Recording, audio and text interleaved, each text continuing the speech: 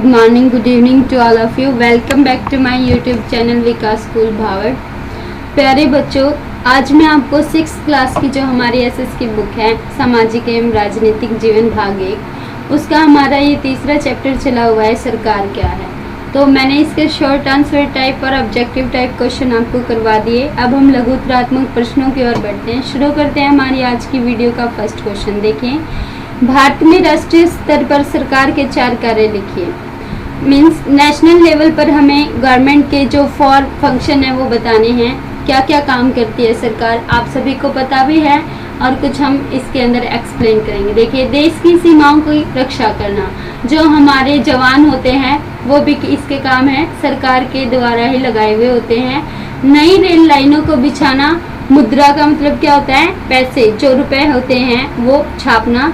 दूसरे देशों के साथ मैत्री संबंध बनाने के लिए समझौते और संधियां करना, जैसे कि अभी रिसेंटली हम अमेरिका से, चीन से या दूसरी अदर कंट्रियों से बहुत सारे जैसे मैत्री संबंध, फ्रेंडली जो हमारे रिलेशन है उनको बनाते हैं और उनके साथ कोई ना कोई संधियां करते हैं, जिससे हमारे देश को भी बेनिफिट होता है और कुछ ना कुछ हमारे व्यापार में या फिर सामाजिक कल्याण में वृद्धि होती है। दूसरा प्रश्न देखिए, सरकार को इतने सारे कार्य करने की जरूरत क्यों होती है कि सरकार बहुत सारे काम करती है। जैसे 4 तो ये बताए हैं, लेकिन ये सिर्फ चार काम सरकार नहीं करती, इसके अलावा बहुत कुछ करती है। तो उसका रीजन क्या है? देखिए, जब लोग इकट्ठे रहते हैं और काम करते हैं तो कुछ हद तक एक व्यवस्था की जरूरत होती है जिससे आवश्यक निर्णय लिए जा सके। मीन्स जब ज्यादा काम करने वाले होंगे तो कोई ना कोई उनको ऐसे व्यक्ति की भी आवश्यकता है, कमेटी की जरूरत होती है जो डिसीजन दे, और कुछ नियमों की भी जरूरत होती है जो नियम भी बनाए और जो सब पर लागू हो, किसी एक व्यक्ति के लिए ना हो। देखिए, उदाहरण के लिए संसाधनों के नियंत्रण और देश की सीमा की सुरक्षा की जरूरत होती है। मीन्स जो हमारे पास संसाधन है उन पर कंट्रोल कैसे करें, ऐसा ना हो कि कोई व्यक्ति कोई ज्यादा लाभ ले ले और किसी को बिल्कुल ही ना मिले। तो उन पर नियंत्रण रखने के लिए, उनका बराबर बंटवारा करने के लिए, और देश की सीमा की सुरक्षा, या फिर कोई दूसरा देश आके हमारी सीमा के अंदर ना घुस जाए, हमारा हक ना छीन ले, उसके लिए हमें किसकी जरूरत होती है? सरकार की, ताकि लोग सुरक्षित महसूस कर सकें। और ये लोग जो हम बनाते हैं सरकार में, वो इन सब चीजों की क्या करते हैं? रक्षा करते हैं, उन पर कंट्रोल करके रखते हैं। लोगों के लिए सरकार कई तरह के काम करती है, वह नियम बनाती है, निर्णय लेती है और अपनी सीमा में रहने वाले लोगों पर उन्हें लागू करती है। आपको पता होगा बच्चों की राज्य सरकारें और केंद्र सरकारें वो अलग अलग डिसीजन लेती हैं। कुछ डिसीजन हमारे पूरे देश में सबके लिए होते हैं और कुछ डिसीजन राज्य सरकारें और केंद्र सरकारें लेती हैं जो उनके क्षेत्र में ही लागू होते हैं। जैसे अभी हमें ये नहीं पता कि अंडमान निकोबार में क्या रूल फॉलो हो रहा है, लेकिन हम ये बता सकते हैं कि वहाँ पर सभी को वोट डालने का अधिकार है। और इसी तरीके के कई अन्य तरह के क्या होते हैं, जो राज्य सरकारें और केंद्र सरकारों के डिसीजन होते हैं, वो हम अच्छे से नहीं बता सकते। लेकिन हाँ, जैसे आप सभी हरियाणा में रह रहे हो तो आप यहाँ पर अपने बारे में बहुत अच्छे से बता सकते हो। देखिए बच्चों, नेक्स्ट क्वेश्चन, राज्य स्तर पर सरकार का गठन कैसे होता है? किस प्रकार राज्य स्तर, अभी मैंने केंद्र सरकार राज्य सरकार की बात की है, तो अब हम आ गए हैं राज्य स्तर पर। राज्य स्तर पर सरकार के 2 कार्य लिखे। देखिए, राज्य स्तर की सरकार का गठन राज्य के लोगों द्वारा अपने राज्य के विधानसभा का गठन करके होता है। मीन्स जो हमारे इलेक्शन होते हैं वो स्टेट लेवल पर होते हैं, राज्य के स्तर पर होते हैं, और यहाँ पर क्या बनता है? विधानसभा का गठन करके हम अपनी सरकार का निर्माण करते हैं। राज्य स्तर पर सरकार का मुख्य कार्यकारी अधिकारी राज्य का मुख्यमंत्री होता है। आपको मैसेज करके बताना है कि हमारे हरियाणा का मुख्यमंत्री कौन है, और हमारे यहाँ पर एक उप मुख्यमंत्री भी बना हुआ है रिसेंटली, उन दोनों के नाम आपको मैसेज करके बताने हैं। और अब देखिए, राज्य स्तर पर सरकार के 2 कार्य बताने, कौन कौन से कार्य होते हैं। देखिए, राज्य में सड़कों के निर्माण और रखरखाव की व्यवस्था करना, राज्य में स्कूलों का संचालन करना। बच्चों, इसके अलावा भी राज्य सरकारें बहुत सारे कार्य करती है, जैसे सामाजिक सुरक्षा बनाए रखना, राज्य में सुरक्षा की व्यवस्था करना, या फिर चिकित्सा सुविधाएं उपलब्ध करवाना। ये सभी कार्य राज्य स्तर पर होते हैं। नेक्स्ट देखिए, स्थानीय स्तर की सरकार का गठन कैसे होता है और स्थानीय स्तर की सरकार के उदाहरण देने हैं।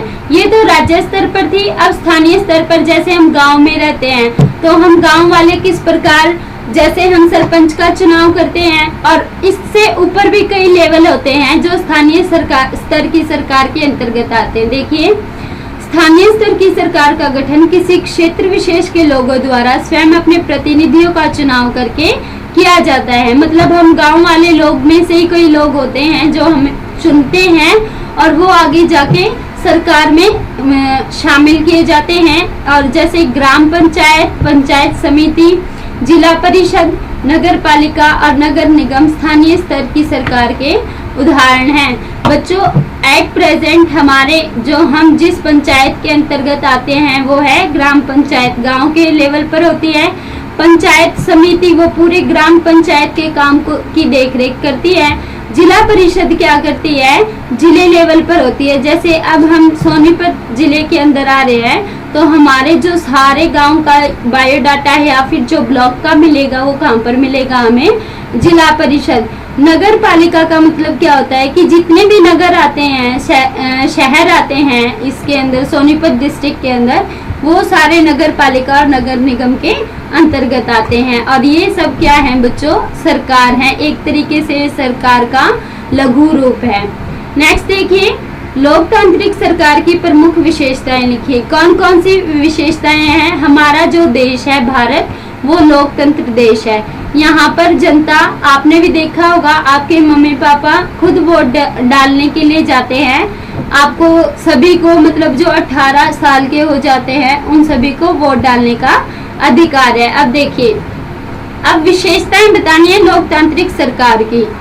तो देखिए, लोकतांत्रिक सरकार का गठन देश के सभी वयस्क नागरिक वो होते हैं बच्चों जो 18 साल की उम्र को पार कर जाते हैं, जो 18 के हो जाते हैं। और 18 साल से ऊपर सभी किसके अंतर्गत आते हैं, वयस्क नागरिक के अंतर्गत आते हैं।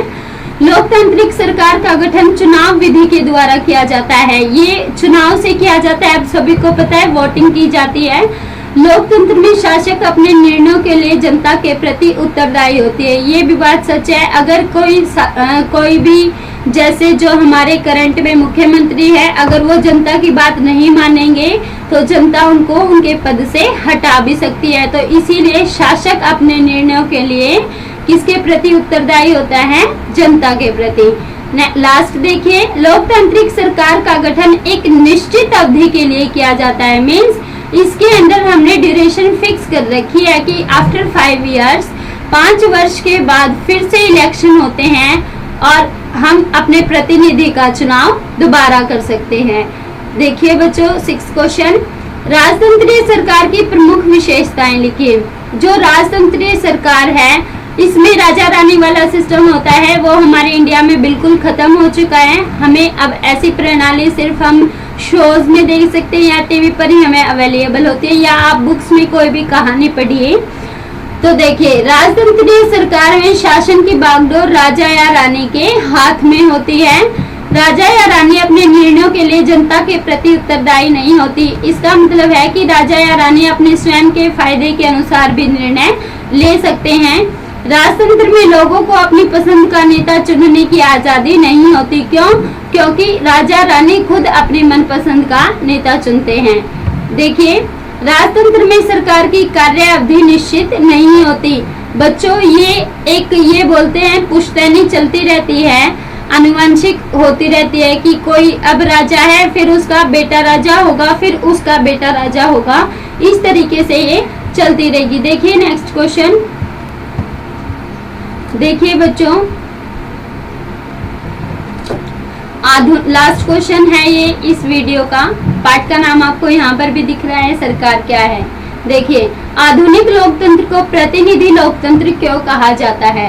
प्रतिनिधि का मतलब क्या होता है कि कोई भी हम अपना उम्मीदवार ऐसा चूज कर सकते हैं जो सरकार में भाग ले सकता है। देखिए, आज के समय में लोकतांत्रिक सरकार को प्राय प्रतिनिधि लोकतंत्र कहा जाता है।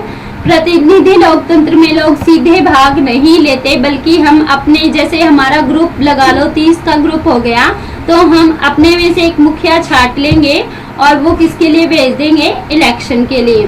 देखिए, प्रतिनिधि लोकतंत्र में लोग सीधे भाग नहीं लेते, बल्कि चुनाव की प्रक्रिया द्वारा अपने प्रतिनिधि का चुनाव करते हैं।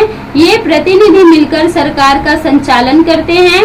आज विश्व के लगभग सभी देशों में यही प्रणाली प्रचलित है, इसीलिए आधुनिक लोकतंत्र को प्रतिनिधि लोकतंत्र कहते हैं। लेकिन बच्चों, इंग्लैंड इसका अपवाद है। इंग्लैंड में आज भी राजतंत्र व्यवस्था प्रचलित है। वहाँ पर राजा रानी का जो सिस्टम है वो आज भी चल रहा है। तो आई होप आपको ये वीडियो समझ में आ गई होगी। अगर आपके कोई डाउट्स हैं तो आप हमसे स्कूल के नंबर पर संपर्क करके पूछ लीजिएगा। तो thank you, take care, be safe at your home, bye bye.